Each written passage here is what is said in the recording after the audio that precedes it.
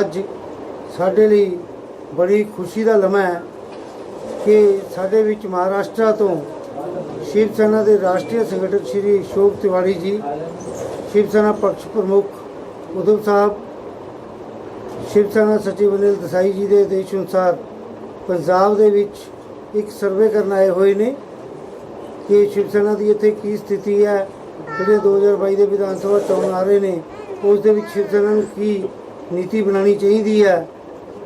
अशोक तिवारी जी अपने मुख दे नाल तुहानूं सारा कुछ दस्सणगे कि किसान अंदोलन के विच शिव सेना का की स्टैंड है, 2022 के इलैक्शन के विच शिव सेना का की स्टैंड रहेगा।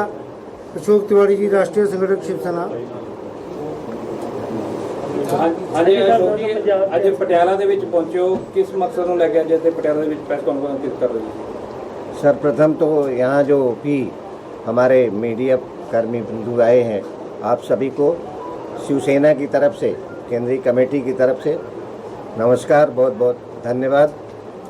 मैं हमारे पक्ष प्रमुख माननीय उद्धव बाला साहब ठाकरे जी के आदेश से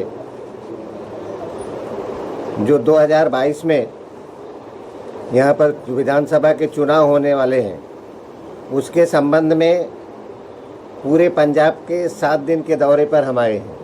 हम अपने संगठन के जो हमारे पदाधिकारी हैं, प्रमुख उनको सबको मिलके और वहाँ के जो हमारे शिव सैनिक हैं उनके साथ मुलाकात करके हमारी ताकत कितनी है, हमारा संगठन कितना मजबूत है, संगठन में कितनी कोई अगर कुछ खामियां हैं तो उसको दूर करने का क्या प्रयास किया जाए, इन सारी बातों का सर्वे करके रिपोर्ट जो है हमारे उद्धव साहब ठाकरे को देना है और उसके हिसाब से वो आकलन करेंगे कि चुनाव में हमारी क्या स्थिति होएगी, हम कितनी सीटों पे लड़ेंगे, अगर हम अलायंस करेंगे तो किससे अलायंस कर सकते हैं। ये सारी चीज़ों की जानकारी देने के लिए मैं आया हूँ। आज यहाँ पर हमारा तीसरा दिन है। चंडीगढ़ में भी था, कल समराला में था, आज यहाँ पे हूँ, कल जालंधर में जाएंगे। इसी तरह से जो सारे प्रमुख ज़िले हैं वहाँ पे हम जाने वाले हैं, क्योंकि इस समय देश की जो परिस्थिति है और जो काम है भारतीय जनता पार्टी का, उससे लोग त्रस्त हो गए हैं। उसी में साल 1.5 साल से कोरोना जैसी महामारी जो है वो पूरे देश में छाई हुई है। गरीब अमीर सारे लोग जो है वो परेशान है। डीजल पेट्रोल के दाम दिनों दिन बढ़ रहे हैं, उसकी वजह से सब्जियों का दाम, राशन का दाम, सारी चीज़ें महंगाई में आग लगी हुई है। लोगों के घर के चूल्हे जलने जो है मुश्किल हो गए हैं और जिनसे हमारा पेट भरता है, किसान भाई जो हमारे हैं, हम लोग भी किसान ही हैं, भले प्रदेश में जाके रहने लगे रोजी रोटी की तलाश में, लेकिन किसान भाई जो है हमारे, वो आज अपनी ज़मीन के लिए, अपनी फसल के लिए और अपनी संपत्ति को बचाने के लिए 1 साल से लगातार जो है दिल्ली के बॉर्डर पे बैठे हैं। लेकिन एक गूंगी बहरी सरकार ना उनकी सुन रही है, ना उनकी बात कर रही है। किसानों का ज़मीन अपना है, उनकी प्रॉपर्टी अपनी है और फसल भी उनकी अपनी है, मेहनत उनकी अपनी है। अगर वो ट्रैक्टर लेते हैं, बीज लोन पे लेते हैं तो उसका ब्याज भी वो भरते हैं, लेकिन सरकार ज़बरदस्ती काला कानून ला दी है उनके ऊपर। तो शिवसेना का ये स्टैंड है। जैसा कि आप लोगों को पहले भी पता ही था कि हमारे जो सांसद हैं वो बॉर्डर पर जाके उन लोगों को अपना समर्थन दे चुके हैं। संजय राउत जी ने खुला बोला है किसानों के साथ खड़े हैं, तो शिवसेना किसानों के साथ खड़ी है, जो मजदूर हैं उनके साथ खड़ी है। हमारे स्वर्गीय बाला साहब ठाकरे जो हिंदू हृदय सम्राट थे, उनका एक मूल मंत्र था कि वो जात पात धर्म में विश्वास नहीं करते थे। उनका एक ही विश्वास था कि शिवसेना जो हिंदुस्तान में रहते हैं, हिंदुस्तान का रहने वाला, हिंदुस्तान की बात करने वाला, हित की बात करने वाले सारे लोग, किसी भी जात के हों, किसी भी धर्म के हों, सब हमारे हैं। उसी को लेकर हमारे मुख्यमंत्री जी चल रहे हैं सबका विकास करने के लिए। पहले हमारा भारतीय जनता पार्टी से समझौता था, समझौते के तहत हमारे संस्थापक बाला साहब ने उनको यह आश्वासन दिया था कि हम महाराष्ट्र में लड़ेंगे, हिंदुत्व कोड का बंटवारा नहीं होएगा, आप जो है पूरे देश में लड़िए। अशोक जी, ये बताइए कि आपका पंजाब में क्या है, पंजाब में किसी के साथ अलायंस करेंगे आप? अभी जो है हम तो पहले आपको बताया अभी कि हम 2 दिन से ही सर्वे कर रहे हैं। हम अपने जो हमारे पदाधिकारी हैं इनसे सबसे बात कर रहे हैं कि हम अगर यहाँ पे करेंगे तो किससे हो सकता है और कौन हमारे साथ रह सकता है। हम ऐसे कोई संगठन से नहीं करेंगे जो देशद्रोहियों को जो है अपना समर्थन देता हो। हम करेंगे तो ऐसा करेंगे कि जो हमारे साथ में खड़ा हो सके और देश के विकास की, देश की हित की बात सोच सके। हम उसके साथ अगर समझौता हो सका तो जरूर करेंगे। तिवारी जी, अकाली दल के साथ में मीटिंग हुई थी, कहीं ना कहीं सफल मीटिंग जी आ रही थी सामने की, कोई ना कोई सहमति बनती नजर आ रही थी। क्या हो सकता है पंजाब में उनके साथ में अलायंस हो सकता है, कोई बातचीत हो रही हो? उनकी मीटिंग हो गई थी, मीटिंग होने के बाद सकारात्मक पक्ष भी दिखा है, लेकिन हर चीज़ का हमारे शिवसेना में आखिरी निर्णय हमारे पक्ष प्रमुख का होता है। हम यहाँ आए हैं 6-7 दिन में, जो हमसे कलेक्शन हो सकेगा, जितना ज़्यादा यहाँ की स्थिति के बारे में कलेक्शन करेंगे, पार्टियों के बारे में जानकारी ले रहे हैं कि किसकी क्या परिस्थिति है, और उसके बाद उनके सामने हम अपनी सारी रिपोर्ट रखेंगे। फिर हमारे पक्ष प्रमुख तय करेंगे कि उनको अलायंस करना है, अपने बल पे खड़ा होना है या किसके साथ करना है, ये उनके हिसाब से है। उसके बारे में हमारे पास वो अधिकार नहीं कि हम आपको बताएं कि हम इनसे अलायंस करेंगे। अगर पंजाब की बात की जाए तो पंजाब के अंदर 27 तरह की शिवसेना है। इस सब में बाल ठाकरे शिवसेना कैसे उभर कर सामने आएगी, जो अभी तक आम नागरिक को पता ही लग रहा है कि शिवसैनिक कौन सा है, कौन सी शिवसैनिक के लोग कार्य कर रहे हैं। देखिए, शिवसेना तो एक ही है। वो बाला साहब ठाकरे ने जो शिवसेना बनाया वही शिवसेना असली है। अभी हमारे बीच में से हमसे ही पद लेके, हमसे मतलब हमारे जो पक्ष प्रमुख हैं उनसे पद लेके, जब भी ठीक से काम नहीं किए, कुछ ऐसा गलत काम किए, उनको वहाँ से हटाया गया, किसी दूसरे को मौका दिया गया, तो उन्होंने एक आगे से कुछ 1 अक्षर 2 अक्षर उल्टा सीधा लिख के नकली शिवसेनाएं जो है यहाँ पे खड़ी किया है। लेकिन अभी उसके बारे में भी हम लोग गंभीरता से विचार कर रहे हैं। उसके बारे में हम चुनाव आयोग को, यहाँ के जो प्रशासन है, उन सब लोगों को नोटिस देने की तैयारी कर रहे हैं। सबको नोटिस देंगे। और जो इसलिए बनता है ज्यादातर यहाँ पर जब भी किसी ने सिक्योरिटी देनी होती है तो शिवसेना को धमकियों के नाम पर सिक्योरिटी देने के लिए बदनाम किया जाता है। वही बता रहे हैं ना, क्या करते हैं कि नहीं इससे हुआ तो कोई नकली शिवसेना बना के कभी सिखों के खिलाफ, कभी मुसलमानों के खिलाफ झूठा प्रचार कर देंगे और सिक्योरिटी लेने का काम करेंगे। सिक्योरिटी ले लेंगे तो उससे अपनी दुकानदारी करते हैं।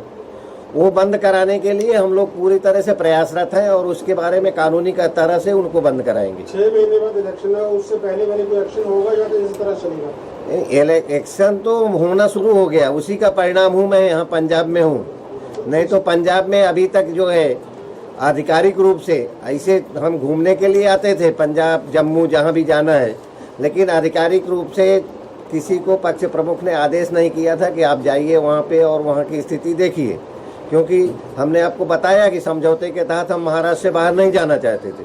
लेकिन अभी आपने 2 दिन का पहले का उनका स्टेटमेंट देखा होगा, उन्होंने स्पष्ट तौर पर कहा है पहले देश फिर प्रदेश। तो अभी देश की बात आ गई है, देश के हित के लिए जो भी होएगा। जैसे महाराष्ट्र में शरद पवार के साथ आपकी अच्छी गठबंधन थी, पंजाब में तो उनकी कोई सपोर्ट मिल रही है आपको? जाके पंजाब में उनका कोई किरदार देखने को मिल ही रहा है? जी, अभी तक तो हमको किसी कहीं उनका ऑफिस या कोई चीज़ देखने को नहीं मिली है।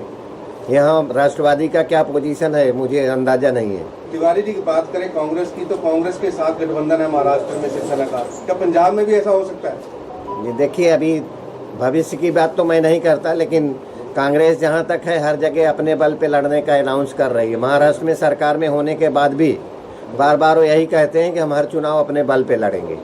तो अगर दोनों तरफ से बात बढ़ेगी तो ही बात बढ़ सकती है। अगर एक तरफ से स्वबल का बात रहेगा तो कहाँ से कांग्रेस का गठबंधन होएगा। शिवसेना में भी 2-3 गुट हैं जो पंजाब में शिवसेना बाला साहब ठाकरे की, उनको कैसे आप एक्सेप्ट करेंगे?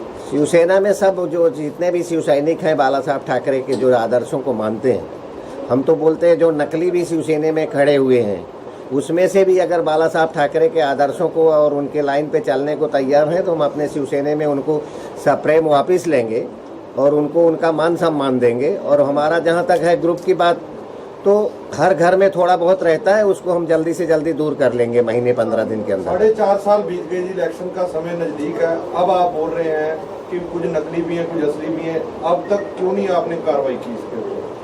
नहीं, 4.5 साल बीत गए, इसमें कोई दो राय नहीं। 4.5 साल क्या, आप तो बोलेंगे तो 60 साल 66 साल बीत गए, तो हमारे 55 साल की हमारी शिवसेना हो गई है। नहीं, अभी इलेक्शन का समय आया तब आप नहीं, हम इलेक्शन देख के नहीं आए हैं। और आपको पता होगा कि हमने अभी जो इलेक्शन पश्चिम बंगाल का हुआ, आसाम का हुआ, हमारी ताकत कमजोर थी तो हमने वहाँ कैंडिडेट नहीं खड़ा किया।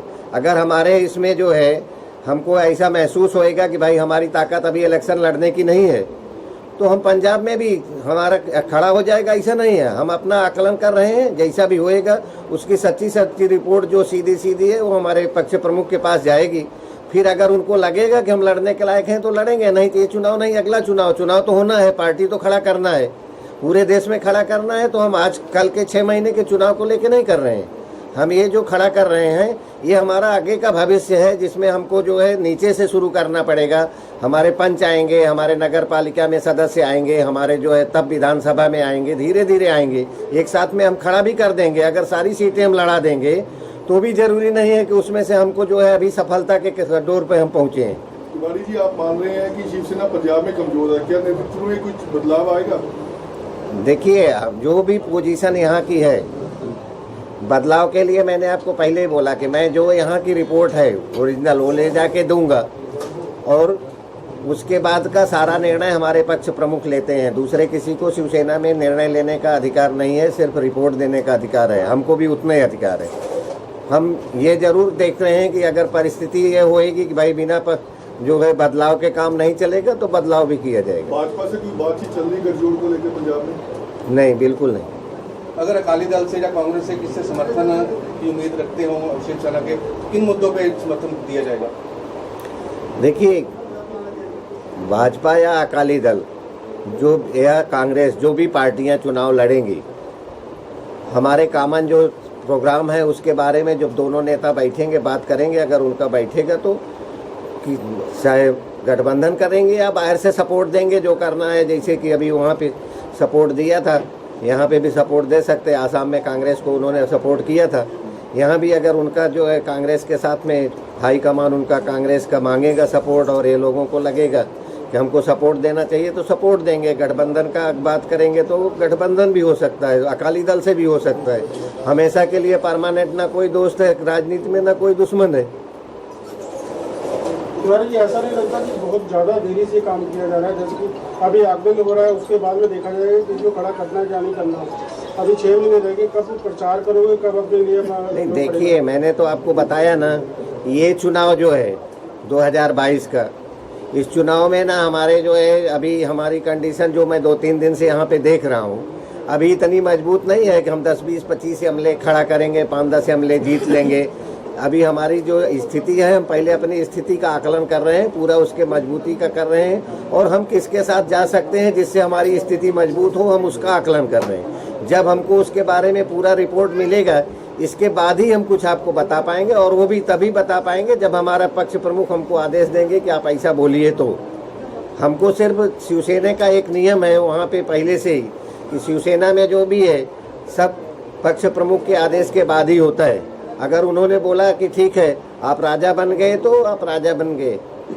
मतलब सीधे तौर पे आपका कहना है कि जब तक हम जाली से शिवसेना के सैनिक है वो उनको पकड़ना नहीं है, तब तक उसके बाद ही आप जो नहीं, जो उसका कार्यक्रम जो है वो सरकार को देंगे, सरकार जाली और उनको पकड़ने का काम करेगी। हम अपना जो हमारा संगठन है शिवसेना का, हम इसको बढ़ाने के लिए, लोगों को जोड़ने के लिए, अपना विचार लोगों तक पहुंचाने के लिए जो हमारे नेता हैं उनको बुला के, अभी तो कोरोना काल है, लोग ज़्यादा आ नहीं सकते हैं, मीटिंगें लेके उनको संपर्क करके ऐसा अपनी शिवसेना को बढ़ाने का काम करेंगे।